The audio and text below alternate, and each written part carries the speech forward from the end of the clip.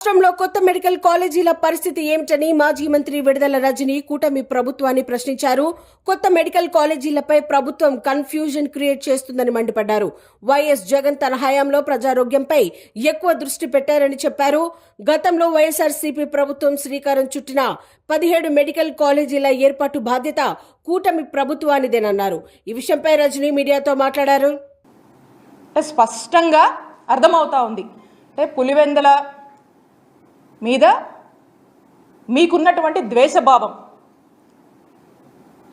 మీకున్నటువంటి రాజకీయ కక్షలతో పులివెందుల మెడికల్ కాలేజీకి అనుమతులు వస్తే కొన్ని సీట్లకి వద్దని మీరు లెటర్ రాశారంటే ఇది మనకు స్పష్టంగా అర్థమవుతా ఉంది. ఇలానే మనం మొత్తం మీద కూడా చూసినట్టయితే మనకు స్పష్టంగా మొదటి నుంచి కూడా అర్థమవుతా ఉంది.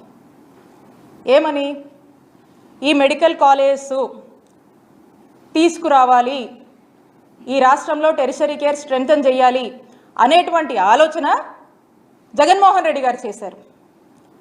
ఈ ఆలోచనని బాధ్యతగా మనం బాధ్యతగా అడుగులు వేసి మనం 5 కాలేజీలు తెచ్చాము, ఇంకా 5 రావాల్సినవి ఉన్నాయి. దీని మీద ఇప్పుడు కూటమి ప్రభుత్వము వాళ్ళు బాధ్యత తీసుకొని దీన్ని ఓన్ చేసుకొని ఈ రాష్ట్రంలో ఉన్నటువంటి ఎంతోమంది మెడికల్ ఎడ్యుకేషన్ చదవాలనుకున్నటువంటి విద్యార్థుల యొక్క ఆలోచనని, విద్యార్థుల యొక్క ఆశయాల్ని ఈరోజు కేవలం జగన్మోహన్ రెడ్డి గారికే ఇవన్నీ మనం అమలు చేస్తే పేరు వస్తుందనే దానికోసము ఈరోజు వాళ్ళ ఆశయాలను బలి చేస్తూ ఈ కూటమి ప్రభుత్వం అడుగులు ముందుకు వేస్తుందని తెలియజేస్తున్నాను. అలాగే అప్పట్లో ఎన్నికల ముందు వీళ్ళంతా కూడా మేము అధికారంలోకి వచ్చిన 100 రోజుల్లో మీరు ఏదైతే మెడికల్ కాలేజ్కి సంబంధించినటువంటి జీవో తీసుకొచ్చారో ఆ జీవోని మేము రద్దు చేస్తాం అని మాయమాటలు చెప్పి ప్రజల్ని మోసం చేశారు. మరి ఇప్పుడు మీరు అధికారంలోకి వచ్చి దాదాపు 100 రోజులు ఎవరేం అడ్డుకోలేదే. ఆ రోజున ఈ మెడికల్ కాలేజ్ తీసుకొస్తే ఈ మెడికల్ కాలేజ్ వాళ్ళ యొక్క సెల్ఫ్ ఫంక్షనింగ్కి ఎక్కడ ఇబ్బంది అవుతుందోనని అవి సెల్ఫ్ సర్వైవ్ అవ్వాలి, సెల్ఫ్ సస్టైన్ అవ్వాలి అనేటువంటి ఒక ఆలోచనతో సెల్ఫ్ ఫైనాన్సింగ్ అనేటువంటి ఒక విధానాన్ని మేము తీసుకొచ్చాం.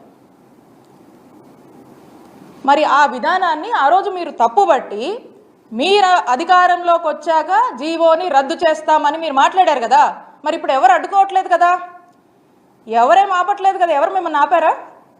మరి ఎందుకు అదే జీవోని కంటిన్యూ చేస్తూ ముందుకు వెళ్తున్నారు? దీని గురించి ఎక్స్ప్లెయిన్ చేయండి. దీని గురించి మీరు ఎక్స్ప్లెయిన్ చేస్తే చర్చ అవుద్ది ప్రజల్లో. ఇవేవీ మీరు ఎక్స్ప్లెయిన్ చేయరు. దీని మీద మీరు క్లారిటీ ఇవ్వండి ప్రజలకి.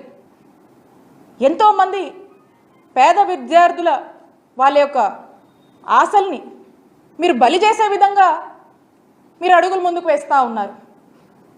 ఖచ్చితంగా దీని మీద మీరు ఒక క్లారిటీ ఇవ్వాలి, దీని మీద మీరు ఎక్స్ప్లెయిన్ చేయాలి.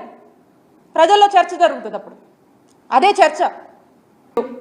ఏదైతే జగన్మోహన్ రెడ్డి గారి ఎయిమ్